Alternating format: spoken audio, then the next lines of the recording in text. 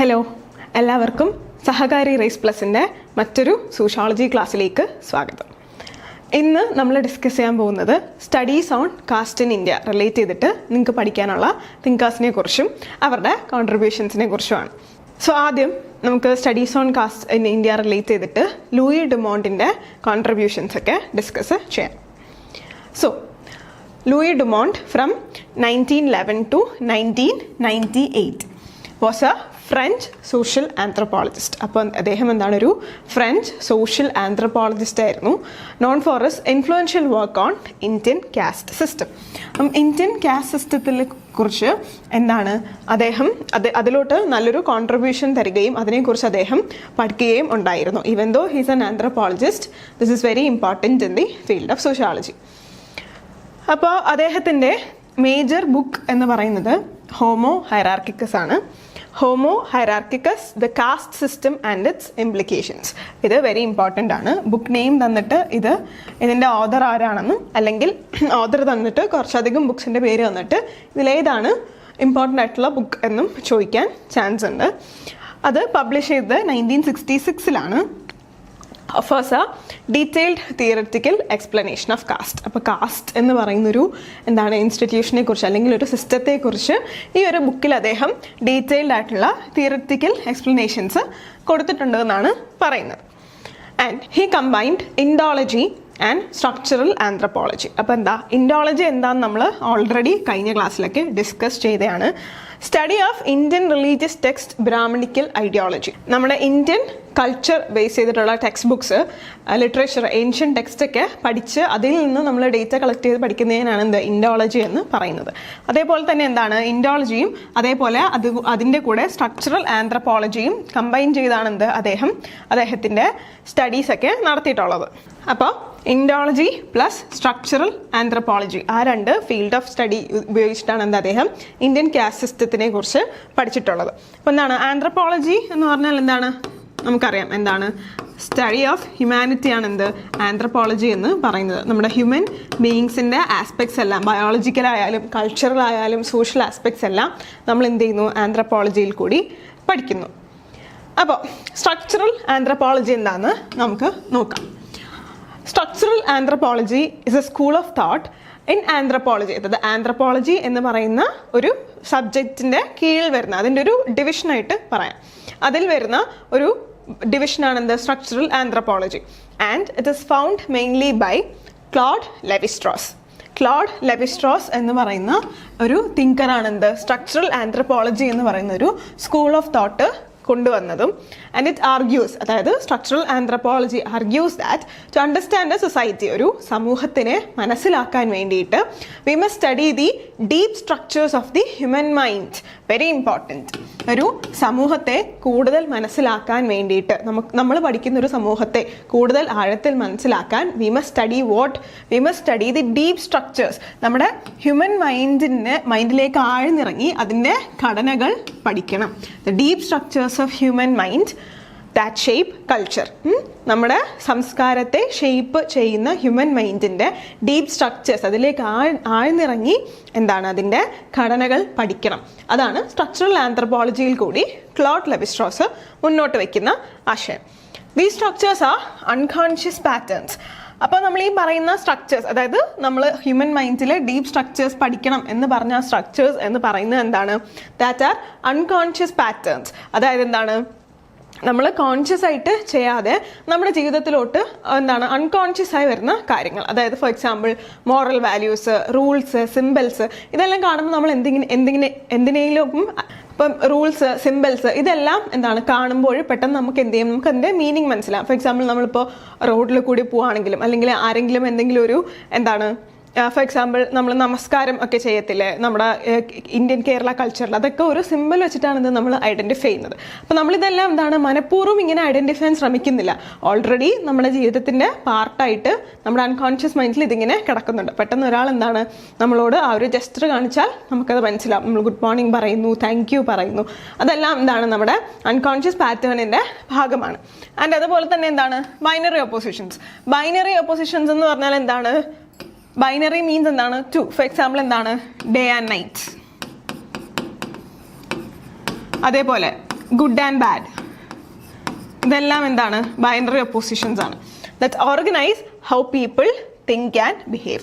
ഇതെല്ലാം എന്ത് ചെയ്യുന്നു? അതായത് ഈ അൺകോൺഷ്യസ് പാറ്റേൺസ് ആയ റൂൾസ്, സിമ്പിൾസ്, ബൈനറി ഒപ്പോസിഷൻസ്, ഇതെല്ലാം എങ്ങനെ മനുഷ്യർ ചിന്തിക്കുന്നു, എങ്ങനെ നമ്മൾ ബിഹേവ് ചെയ്യുന്നു, ഇതെല്ലാം ഓർഗനൈസ് ചെയ്ത് ഒരു എന്താണ്, ഒരു സ്ട്രക്ചറായിട്ട്, ഒരു ഓർഗനൈസ് ആയിട്ടുള്ള പാത്തിൽ പോകുന്നത് ഈ അൺകോൺഷ്യസ് പാറ്റേൺസ് ഉള്ളത് കൊണ്ടാണ്. സോ ആ ഒരു അൺകോൺഷ്യസ് പാറ്റേൺസിനെ ഡീപ്പായിട്ട് നമ്മൾ പഠിക്കണം എന്ന് സ്ട്രക്ചറൽ ആന്ത്രപ്പോളജിയിൽ കൂടി ക്ലോഡ് ലെവി-സ്ട്രോസ് അഭിപ്രായപ്പെടുന്നു. ഓക്കെ.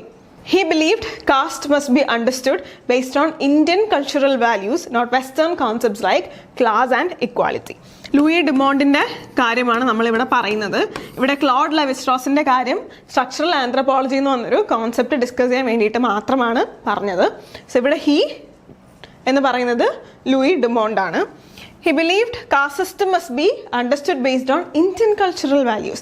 നമ്മുടെ ഇന്ത്യയിലെ സംസ്കാരങ്ങൾ, നമ്മുടെ വാല്യൂസ്, അത് ബേസ് ചെയ്തിട്ട് വേണം നമ്മൾ കാസ്റ്റ് സിസ്റ്റം എന്ന് പറയുന്നൊരു കോൺസെപ്റ്റിനെ പഠിക്കാൻ വേണ്ടിയിട്ട്. അല്ലാതെ not using western concepts like class and equality. കാരണം എന്താണ്? ഈ കാസ്റ്റ് സിസ്റ്റം എന്ന് പറയുന്നത് ഇന്ത്യൻ ഒറിജിനാണ്. ഇത്രയും അധികം കാസ്റ്റ് ഡിവിഷൻസും കാസ്റ്റ് ഡിസ്ക്രിമിനേഷൻസും പിന്നെ അത്രയും അധികം ഒരു സമൂഹത്തിൽ കാസ്റ്റ് എന്ന് പറയുന്ന സംഭവം റൂട്ട് ചെയ്ത് നിൽക്കുന്നത് നമ്മുടെ ഇന്ത്യൻ സൊസൈറ്റിയിലാണ്. അതുകൊണ്ട് തന്നെ കാസ്റ്റ് എന്ന് പറയുന്നൊരു സംഭവത്തെക്കുറിച്ച് അല്ലെങ്കിൽ ആ ഒരു ഐഡിയ അല്ലെങ്കിൽ കോൺസെപ്റ്റിനെ കുറിച്ച് നമ്മൾ പഠിക്കുമ്പോൾ നമ്മൾ എന്ത് ചെയ്യണം?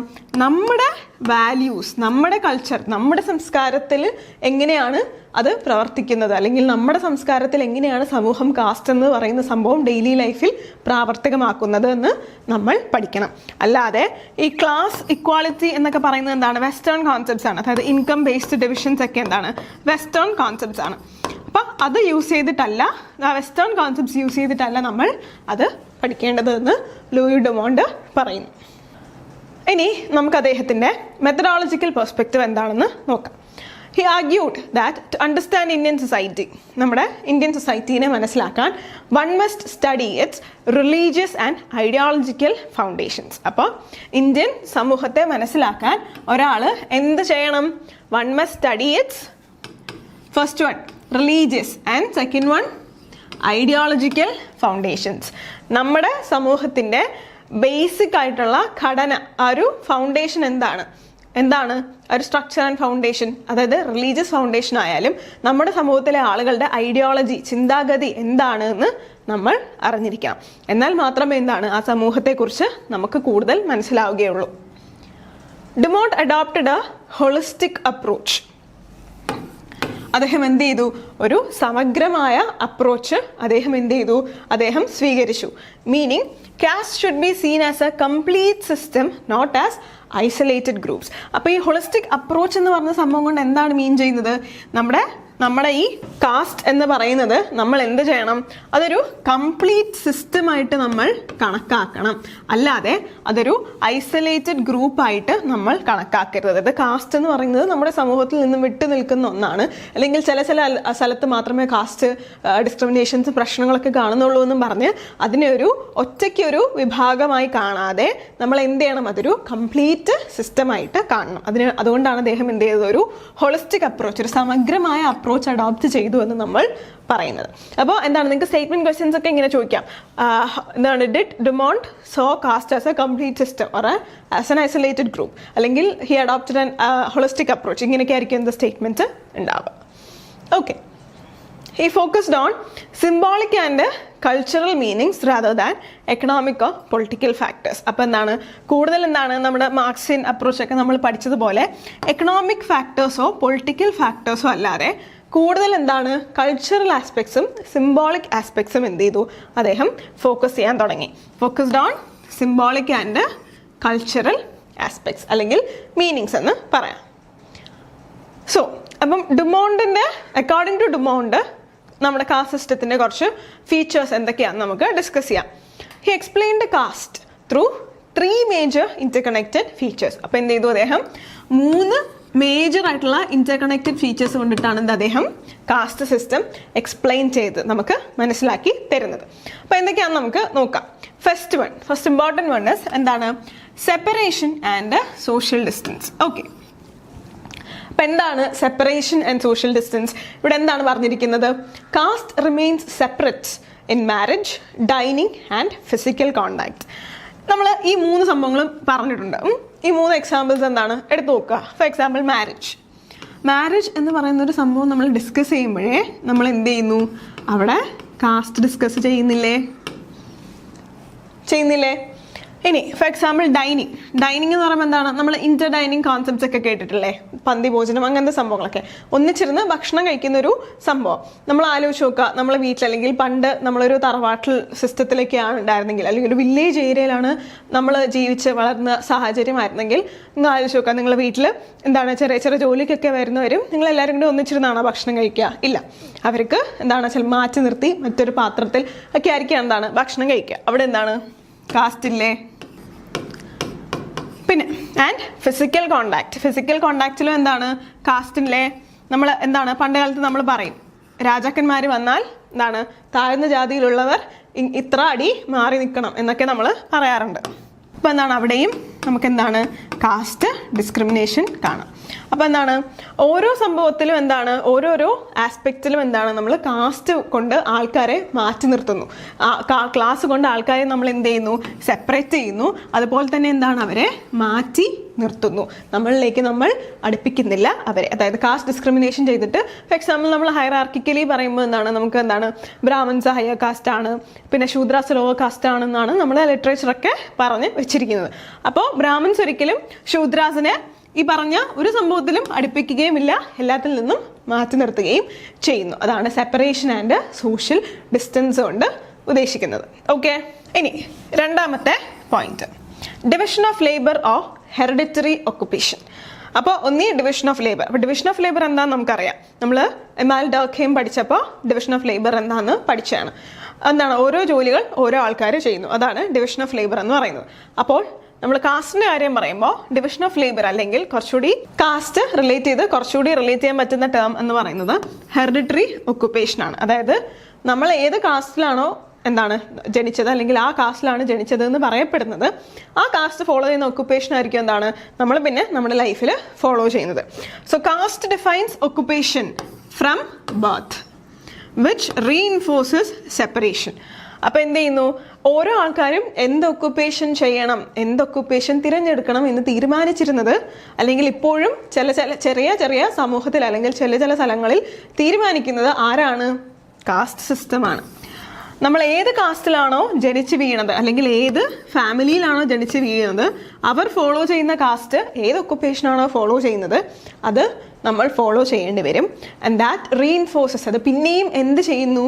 പിന്നെയും സെപ്പറേഷൻ ചെയ്യുന്നു, മനുഷ്യരെ സെപ്പറേറ്റ് ചെയ്യുന്നു. അപ്പോൾ എന്താണ്? ഒക്കുപ്പേഷൻ ബേസ് ചെയ്ത് സെപ്പറേറ്റ് ചെയ്യുന്നു. ഇനി തേർഡ് ഫീച്ചർ എന്താണ്? Hierarchy of status. നമ്മുടെ സ്റ്റേറ്റസ് വെച്ചിട്ട് എന്ത് ചെയ്യുന്നു? നമ്മുടെ ഹൈറാർക്കി തീരുമാനിക്കുന്നു. So caste are ranked from high to low based on ritual status, not wealth or power. അപ്പോൾ എന്ത് സ്റ്റേറ്റസ് ബേസ് ചെയ്തിട്ടാണ് കാസ്റ്റ് ഹൈറാർക്കിക്കലി ഓർഡർ ചെയ്യുന്നത് അല്ലെങ്കിൽ ഓരോ മനുഷ്യരെ റാങ്ക് ചെയ്യുന്നത്? നമ്മുടെ വെൽത്ത് വെച്ചിട്ടോ നമ്മുടെ പവർ വെച്ചിട്ടോ അല്ല, മറിച്ച് റിച്വൽ സ്റ്റേറ്റസ് വെച്ചിട്ടാണ് എന്ത് കാസ്റ്റ് എന്ന് പറയുന്ന സിസ്റ്റത്തിൽ നമ്മൾ മനുഷ്യരെ ഹൈ ടു ലോ അല്ലെങ്കിൽ ലോ ടു ഹൈ ആയിട്ട് റാങ്ക് ചെയ്യുന്നത്. അപ്പോൾ ഡെഫിനറ്റ്ലി എന്താണ് റിച്വൽ സ്റ്റേറ്റസ് എന്നൊരു ക്വസ്റ്റ്യൻ വരും. So ritual status refers to the social ranking of individuals or groups. ഇപ്പോൾ ഗ്രൂപ്പ്സിനെയോ ഇൻഡിവിജ്വൽസിനെയോ നമ്മൾ സോഷ്യലി എന്താണ് നമ്മുടെ സമൂഹത്തിൽ റാങ്ക് ചെയ്യുന്നു, ലോ ടു ഹൈ ആയിട്ട് അല്ലെങ്കിൽ ഹൈ ടു ലോ ആയിട്ട് റാങ്ക് ചെയ്യുന്നു based on the perceived purity. നമ്മുടെ പ്യൂരിറ്റി പൊല്യൂഷൻ കോൺസെപ്റ്റ്സ് ഒക്കെ ഡിസ്കസ് ചെയ്തിട്ടുള്ളതാണ്. അപ്പോൾ എന്താണ് പൊല്യൂഷൻ എന്ന് പറയുമ്പോൾ എന്താണ്? താഴെ തട്ടിലുള്ളവർ അല്ലെങ്കിൽ എന്താണ് ബ്രാഹ്മണിക്കൽ അല്ലെങ്കിൽ ക്ഷത്രിയാസ് ആണ് ഏറ്റവും പ്യൂരിറ്റി ഉള്ള കാസ്റ്റ് എന്ന് നമ്മൾ പറയുന്നത്. ബാക്കി ശൂദ്രാസ് ഒക്കെ എന്താണ് പൊല്യൂട്ടഡ് കാസ്റ്റ് ആയിട്ടാണ് നമ്മൾ പറയുന്നത്. അപ്പോൾ പ്യൂരിറ്റി, സീക്രട്ട്നെസ്, അതുപോലെ തന്നെ എന്താണ് ഒരു സൊസൈറ്റിയിൽ അവർ എന്താണ് ചെയ്യുന്ന റിലീജിയസ് റോൾ, ഒരു സൊസൈറ്റിയിൽ അവർ ചെയ്യുന്ന റിലീജിയസ് റോൾ, ഇതെല്ലാം വെച്ചിട്ടാണ് എന്ത് റിച്വൽ സ്റ്റേറ്റസ് തീരുമാനിക്കപ്പെടുന്നത്. It's different from wealth. Political power occupation. അപ്പോൾ അത് എന്താണ്, എത്ര പൈസ ഉണ്ടായിട്ടും എത്ര പൊളിറ്റിക്കൽ പവർ ഉണ്ടായിട്ടോ അല്ലെങ്കിൽ എന്തുമാത്രം നല്ല ഒക്കുപ്പേഷനാണ് നമ്മൾ ചെയ്യുന്നത് എന്നതിന് അവിടെ ഒരു പ്രാധാന്യമില്ല. മറിച്ച് നമ്മുടെ ഒരു പ്യൂരിറ്റി, സീക്രട്ട്നെസ്, നമ്മുടെ റിലീജിയസ് പൊസിഷൻസ്, ഇതിനെല്ലാമാണ് എന്ത് റിച്വൽ സ്റ്റേറ്റസ് എന്താണ് റിച്വൽ സ്റ്റേറ്റസ് ഇതൊക്കെ ആയിട്ടാണ് എന്ത് ബന്ധപ്പെട്ടിരിക്കുന്നത്. It depends on the groups position in religious and cultural hierarchy. Okay, അതാണ് റിച്വൽ സ്റ്റേറ്റസിൻ്റെ മീനിങ് എന്ന് പറയുന്നത്. ഓക്കെ, അപ്പോൾ ലൂയി ഡുമോണ്ട് കാസ്റ്റിനെ ഡിഫൈൻ ചെയ്യാൻ വേണ്ടിയിട്ട് അല്ലെങ്കിൽ എക്സ്പ്ലെയിൻ ചെയ്യാൻ വേണ്ടിയിട്ട് 3 ഫീച്ചേഴ്സ് പറഞ്ഞു എന്ന് നമ്മൾ പഠിച്ചു. അതിൽ first is separation and social distance. പിന്നെന്താണ് second one division of labour അല്ലെങ്കിൽ hereditary occupation. And third one is hierarchy of status. അതിൽ ഹയറാർക്കി ഓഫ് സ്റ്റേറ്റസ് എന്ന് പറയുമ്പോൾ റിച്വൽ സ്റ്റേറ്റസ് ആണ് എന്ത് അവിടെ ഇമ്പോർട്ടൻസ് കൊടുക്കുന്നത്. അപ്പോൾ ഈ പോയിന്റ്സ് ഒന്നും മറക്കരുത്. റിച്വൽ സ്റ്റേറ്റസ് അതുപോലെ തന്നെ കോൺസെപ്റ്റ്സിൻ്റെ മീനിങ്ങും നിങ്ങൾ മറക്കാൻ പാടില്ല, റിവൈസ് ചെയ്ത് പഠിക്കുക. So he says that caste is a special type of inequality. അപ്പോൾ കാസ്റ്റ് എന്ന് പറയുന്നത് വെറും ഒരു ഇൻഇക്വാളിറ്റി അല്ല, ഒരു സ്പെഷ്യൽ ടൈപ്പ് ഓഫ് ഇൻഇക്വാളിറ്റി ആണ് എന്ത് കാസ്റ്റ് എന്ന് പറയുന്നത്. According to him, caste plays an integrative role in Indian society. നമ്മുടെ ഇന്ത്യൻ സൊസൈറ്റിയിൽ എന്താണ് കാസ്റ്റ് എന്താണ് ഒരു ഇൻറ്റഗ്രേറ്റീവ് റോള് പ്ലേ ചെയ്യുന്നത്. അതായത് എന്താണ് എല്ലാ സ്ഥലത്തും അല്ലെങ്കിൽ എല്ലാ സംഭവത്തിലും എന്താണ് കാസ്റ്റ് എന്ന് പറയുന്ന ഒരു സംഭവം നമ്മൾ മെൻഷൻ ചെയ്യാറുണ്ട്. അല്ലെങ്കിൽ നമ്മൾ ആ ഒരു കാസ്റ്റ് റൂൾ എന്ത് ചെയ്യുന്നു, നമ്മൾ ഫോളോ ചെയ്ത് വരുന്നു. അപ്പോൾ നമുക്കിനി പ്യൂരിറ്റി ആൻഡ് പൊല്യൂഷനെ കുറച്ചുകൂടി അധികം കാര്യങ്ങൾ നോക്കാം. കോർ പ്രിൻസിപ്പിൾസ് ഓഫ് കാസ്റ്റ് ആണെന്ത് പ്യൂരിറ്റി ആൻഡ് പൊല്യൂഷൻ എന്ന് പറയുന്നത്. So Dumont stated purity and pollution is the fundamental rule organizing the caste hierarchy. അപ്പോൾ നമ്മുടെ കാസ്റ്റ് ഹയറാർക്കി നിലനിർത്താനും അത് ഓർഗനൈസ് ചെയ്യാനും വേണ്ടിയിട്ട് ഏറ്റവും ഇമ്പോർട്ടൻ്റ് ആയിട്ടുള്ള റോള് പ്ലേ ചെയ്യുന്നത് ആരാണ്? ഈ പ്യൂരിറ്റി പൊല്യൂഷൻ റൂളാണ്. Pure represents something considered clean and Sacred.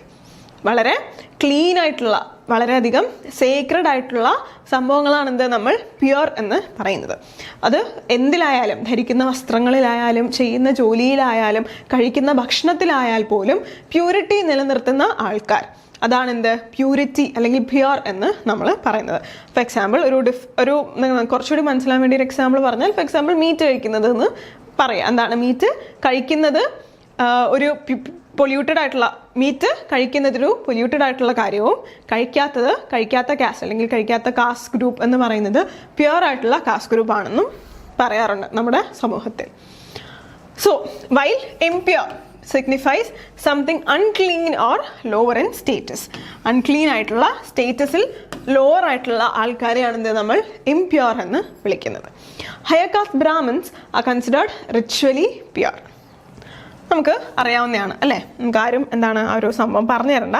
നമ്മൾ ഹിസ്റ്റോറിക്കലി എന്ത് പഠിച്ചാലും നമ്മൾ കേൾക്കുന്നതാണ്. ഹയർ കാസ്റ്റ് ബ്രാഹ്മിൻസ് എന്ന് പറയുന്നത് റിച്വലി എന്താണ് പ്യുർ ആയിട്ടുള്ള കാസ്റ്റാണ്. അപ്പോൾ lower cast R treated as polluting. അതുകൊണ്ടാണ് എന്താ ലോവർ കാസ്റ്റിലെ ആൾക്കാരെ കാണുകയോ അല്ലെങ്കിൽ അവർ അമ്പലത്തിൽ കയറുകയോ ഒക്കെ ചെയ്താൽ നമ്മൾ എന്താണ് അവിടെ പിന്നെ ശുദ്ധീകരണം നടത്തുന്നതെന്നൊക്കെ കേട്ടിട്ടില്ലേ. അതൊക്കെ ഇതിൻ്റെ ഒരു ഭാഗമായിട്ട് വരും. Ritual purity influences food rules, untouchability, water sharing, marriage, housing and occupation. അപ്പോൾ ഈ റിച്വൽ പ്യൂരിറ്റി എന്ന് പറയുന്നത് ഞാൻ നേരത്തെ പറഞ്ഞ പോലെ ഞാൻ പറഞ്ഞില്ലേ, നമ്മൾ കഴിക്കുന്ന ഭക്ഷണം, നമ്മൾ ധരിക്കുന്ന വസ്ത്രം, നമ്മൾ പോകുന്ന സ്ഥലം, ഇതെല്ലാം ഇതിൽ ഉൾപ്പെടും. അപ്പോൾ എന്താണ് ഈ റിച്വൽ പ്യൂരിറ്റി എന്ന് പറയുന്ന സംഭവം എല്ലാത്തിനെയും ഇൻഫ്ലുവൻസ് ചെയ്യുന്നുണ്ട്. അതാണെന്ത് ഫുഡ് റൂൾസ് ആയാലും നമ്മൾ എന്താണ് അൺടച്ചബിലിറ്റി ചെയ്യുന്നതായാലും വെള്ളം കുടിക്കുന്നത് വരെ നമ്മൾ എന്താണ് കുറേ എക്സാമ്പിൾസ് ഒക്കെ കേൾക്കാറല്ലേ. പണ്ട് കാലത്ത് എന്താണ് ഈവൻ പബ്ലിക് പ്ലേസിലെ വെല്ലിൽ പോലും എന്താണ് ആൾക്കാർക്ക് വെള്ളം എടുക്കാൻ പറ്റിയിട്ടുണ്ടായിരുന്നില്ല. ലോവർ കാസ്റ്റിലെ ആൾക്കാരെ പബ്ലിക് വെല്ല് ഉപയോഗിക്കാൻ സമ്മതിക്കില്ലായിരുന്നു. ഇപ്പോഴും അങ്ങനെ സമ്മതിക്കാത്ത എന്താണ് ആൾക്കാരുണ്ട്. അങ്ങനെ ഓരോരോ റിച്വൽസ് ഫോളോ ചെയ്യുന്ന ആൾക്കാർ ഇപ്പോഴും നമ്മുടെ ഇന്ത്യൻ സൊസൈറ്റിയിൽ ഉണ്ട്. പിന്നെ നമ്മൾ നേരത്തെ പറഞ്ഞ പോലെ മാരേജ്, ഹൗസിംഗ്, ഒക്കുപ്പേഷൻസ്, ഇതിലെല്ലാം എന്താണ് റിച്വൽ പ്യൂരിറ്റിക്ക് ഒരു ഇൻഫ്ലുവൻസ് ഉണ്ട്. And he so this as A binary cultural opposition. അപ്പോൾ ഇതെന്ത് ചെയ്തു, ഈ പ്യൂരിറ്റി പൊല്യൂഷനെ അദ്ദേഹം എന്ത് ചെയ്തു, ഒരു ബൈനറി കൾച്ചറൽ ഒപ്പോസിഷനായിട്ട് കണ്ടു. Purity and pollution. And according to him, the principle of purity and pollution is universal irrespective of religion and class. And according to him, the principle of purity and pollution is universal irrespective of religion and class.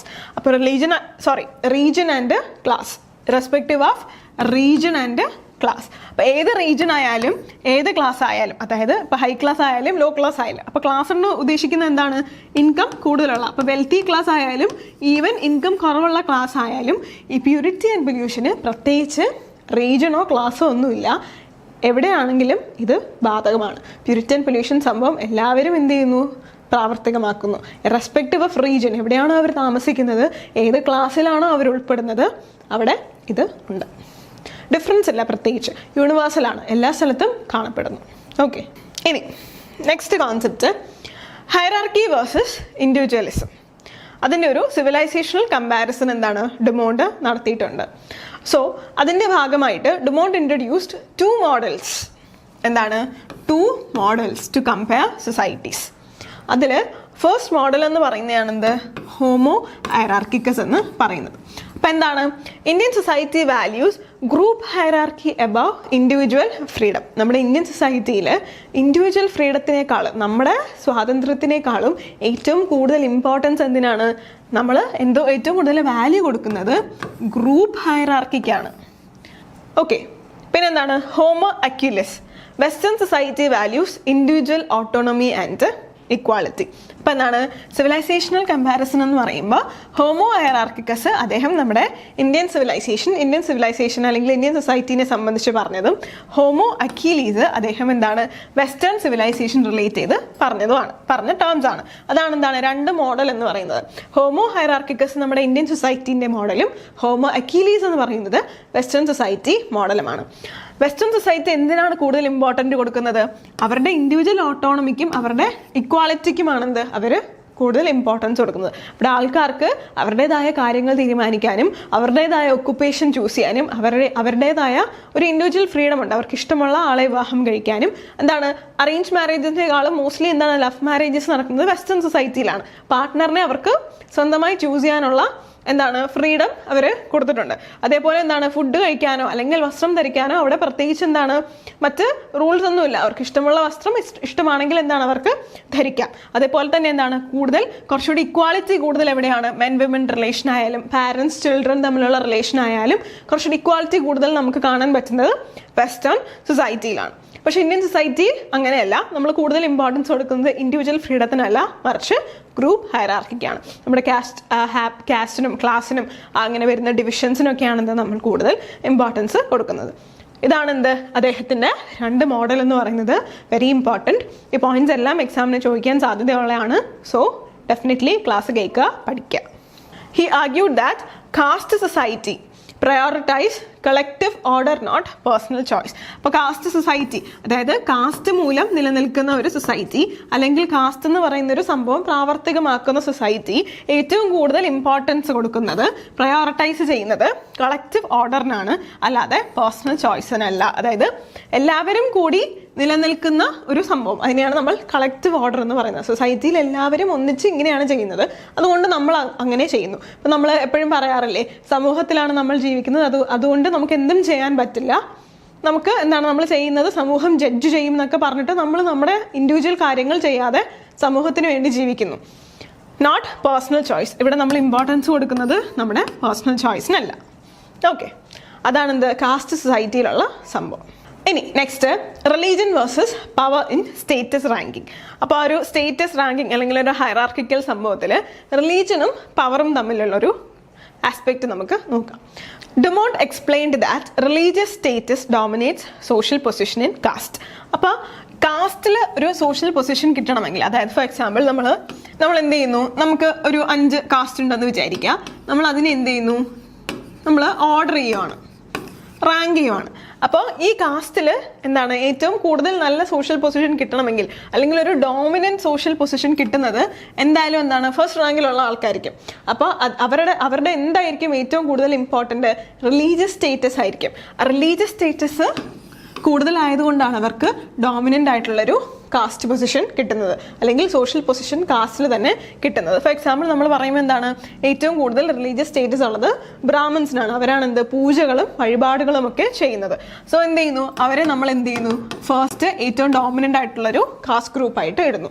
പിന്നെ അതിനേക്കാളും സെക്കൻഡായിട്ട് religious status കൂടുതലുള്ളവർ എന്ന് പറയുന്നത് ക്ഷത്രിയാസ് ആണ്. Then വൈശ്യ, ശൂദ്ര, അങ്ങനെ നമ്മൾ എന്ത് ചെയ്യുന്നു divide ചെയ്ത് അങ്ങനെ നമ്മൾ എന്ത് ചെയ്യുന്നു, റിലീജിയസ് സ്റ്റേറ്റസ് ബേസ് ചെയ്തിട്ട് സോഷ്യൽ പൊസിഷൻ കാസ്റ്റിൽ കൊടുക്കുന്നു. Even though Kshatriyas hold political power, പക്ഷെ നമുക്ക് നന്നായിട്ട് അറിയാം ഏറ്റവും കൂടുതൽ പൊളിറ്റിക്കൽ പവർ ഉള്ളത് എന്താണ്, നമ്മുടെ റിലീജിയസ് ടെക്സ്റ്റും റിച്വൽസ് ഒക്കെ നമുക്ക് കുറച്ചൊക്കെ അറിയാവുന്നതാണ്. അപ്പോൾ നമ്മൾ ഓൾറെഡി അതിനെക്കുറിച്ച് വായിക്കാറുണ്ട്, പല പല സംഭവങ്ങൾ കേൾക്കാറുണ്ട്. അപ്പോൾ അതിൽ നിന്ന് നമുക്ക് എന്തായാലും അറിയാം എന്താണ് കുറച്ചുകൂടി പൊളിറ്റിക്കൽ പവർ ഉള്ളതാണ് ഏറ്റവും കൂടുതലുള്ളത് ക്ഷത്രിയാസിനാണ്. കാരണം അവരാണ് എന്ത് റൂളേഴ്സ് അല്ലെങ്കിൽ രാജാക്കന്മാർ എന്ന് പറയുന്നത്. So even though Kshatriyas hold political power, Brahmans remain superior due to ഈ ഒരു റിലീജിയസ് പ്യൂരിറ്റി അല്ലെങ്കിൽ ഈ റിലീജിയസ് സ്റ്റേറ്റസ് കാരണമാണെന്ത് ഈ ഏറ്റവും കൂടുതൽ പൊളിറ്റിക്കൽ പവർ ക്ഷത്രിയാസിനുണ്ടായിട്ടും ഇവർ ഏറ്റവും കൂടുതൽ സുപ്പീരിയർ ആയിട്ട് നിലനിൽക്കുന്നത്. Wealth or authority cannot replace ritual status in the caste system. അപ്പോൾ നമ്മുടെ ഈ കാസ്റ്റ് സിസ്റ്റം എടുക്കുമ്പോൾ ഇവിടെ ഒരിക്കലും നമുക്ക് ഏറ്റവും കൂടുതൽ സ്വത്തുണ്ട് അല്ലെങ്കിൽ ഏറ്റവും കൂടുതൽ പവർ ഉണ്ട് എന്ന് പറഞ്ഞിട്ട് ഈ റിച്വൽ സ്റ്റേറ്റസിനെ നമുക്ക് ഒരിക്കലും റീപ്ലേസ് ചെയ്യാൻ പറ്റില്ല. റിച്വൽ സ്റ്റേറ്റസിനെ നമുക്കൊരിക്കലും റീപ്ലേസ് ചെയ്യാൻ പറ്റില്ല. ഓക്കെ, അതാണ് അദ്ദേഹം പറയുന്നത്. അപ്പോൾ എല്ലാവരും നന്നായിട്ട് പഠിച്ച് റിവൈസ് ചെയ്യാം. ഓക്കെ.